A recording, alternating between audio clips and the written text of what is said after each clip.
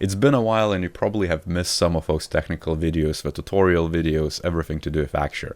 And chances are maybe you sub to this channel just because of Axure videos. So I figured, why not to go back and just actually revisit what's new in it, because they just released Axure 10 publicly.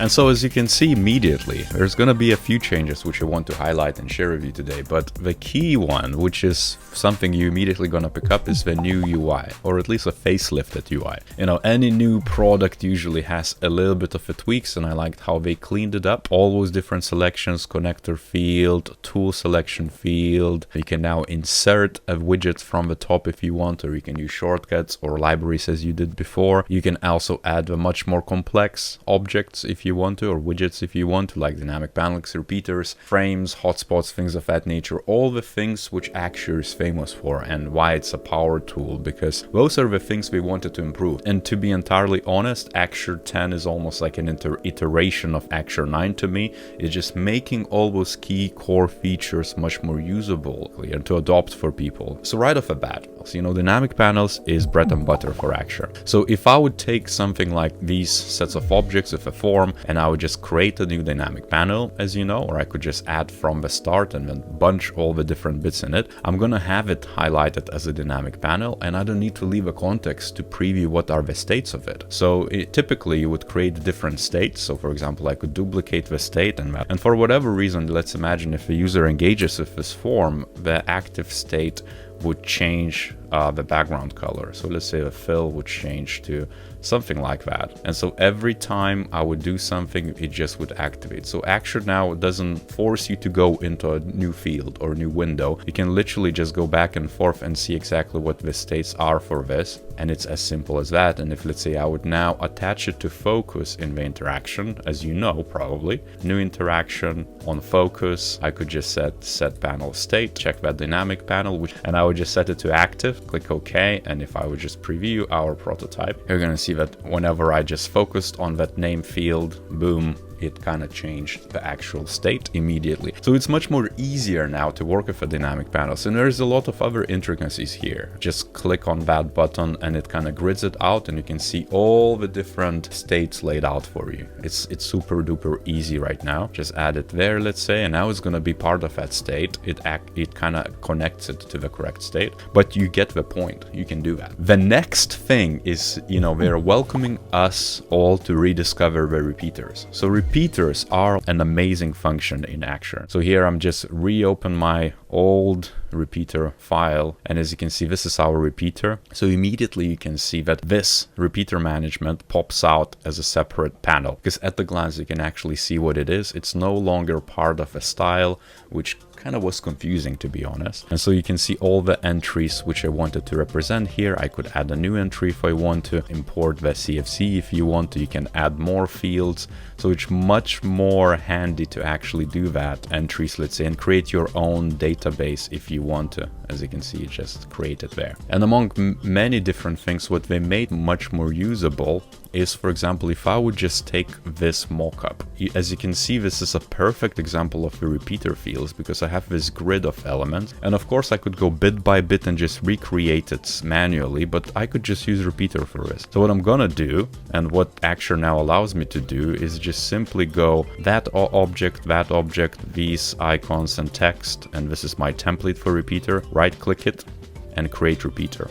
Boom. And now it created me a repeater. All I need to do now is just to map that this is all correct. And that's it. So that immediately creates you a repeater. So I'm just going to delete the rest of that content anymore and just laid it out like that, because I had 3 entries. So I can create another entry, or I can duplicate that row if I want to. All I need to do is really just adjust as before in the style too. I can wrap it as a grid. So how many items per column, and it could be 2, let's say. As you can see, boom, it immediately created as a grid. But you get the drill, right? If I would want to change these, I could just change an image here, let's say. So I can map another image off my desktop. Boom.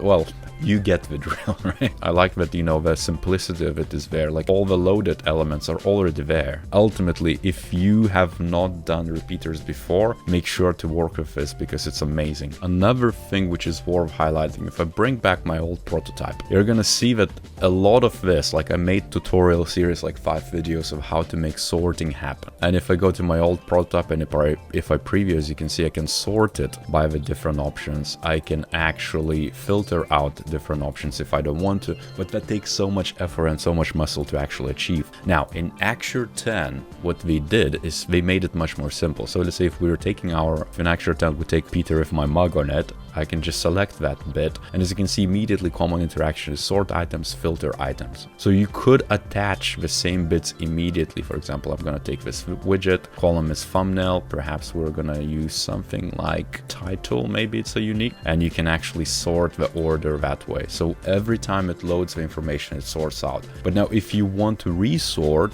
all you would have to do is just add, let's say, a drop list, a drop down for sorting. And now I would have this option, which basically by default, I guess, sorts out it by tag. And if that interaction equals to, let's say, likes, I can then go into the repeater actions and add a new sort. Forms is another one. And that's why I added this little bad boy here. If you remember from my previous videos, you could do a lot of manual labor to add, let's say, errors. Now what Axure is doing is providing it much easier. So for example, if the name is a must, right, on a submission, I could just go to the name field, and as you can see, you're gonna have this text field properties style effect.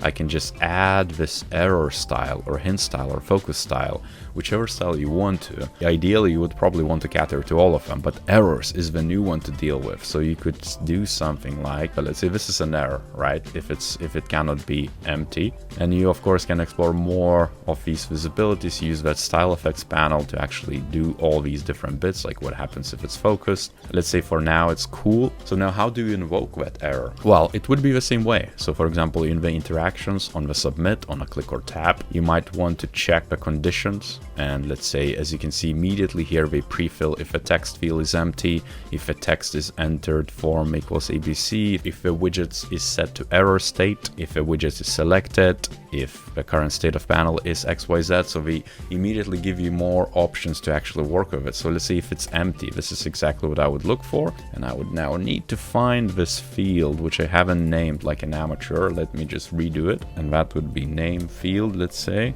all I need to do is just recover my name field, alphanumeric, and that would mean empty, and then I'm just gonna set the error state to that name field as a simple action. You can basically set the error state, you can remove, you can toggle, but I'm just gonna set the error state. So every time if it's empty and we submit that, it should just go into true, and let's see if that works. Boom, as you can see, it was empty. If I would pre-fill it right now and submit, it would just go ahead if I define it. But you get the drill, right? You can also remove that state. So let's say what happens if the user retypes it. You could say, you know, on submit again, if that is now fulfilled, if it has text, you can remove the state and it wouldn't have that kind of glowing error. And it enhances the way you work with forms. Again, Axure is all about this muscly type of realistic like prototypes where users don't really know that we're running a prototype. This is the best bit. And what I want to finish off is the last bit, because one thing which every tool right now, which every prototyping or design tool in the market has, is the constraints and ability to make the components much more fluid and adaptive. So if you noticed already in the style panel, you have the resizing constraints addition. Sketch, Figma, every other tool already has that. So you probably are going to be familiar with how to use it. If not, you just can go through these and kind of understand how do you want to position your fields. If I would, let's say, just say, hey, lock distance between widget and bottom of a group panel, like so, then the button would immediately be attached and that margin would be retained. So it's as simple as that. And now if I would want to, let's say, resize it, it's basically locked in that place. You can also edit if you want to fix width or fix height. So let's say if I would just fix the height and fix the width, you're gonna see that the button itself just remains the same way. You just fix the position in the actual corner and the bottom, and I can just resize. You can also keep it in the center, let's say like so. And so now if I resize it, as you can see, it's in the center, always horizontally and vertically. So it's always attached in the predictable space. And that could be it. Imagine if you work with a mobile and you start with mobile first, add some breakpoints in Axure which are perfectly preset, you can then edit, and that would just adapt. You almost like make that prototype work for you. Other bits which worth noting is performance gains, and I can already tell it just feels very smooth. I don't know what we did in terms of a performance, I guess maybe less caching. Did you find other features which you were blown away or you were excited about? Leave them down below, just comment, give a like, subscribe to this channel, and on that note, and as per usual, I'll see you next time.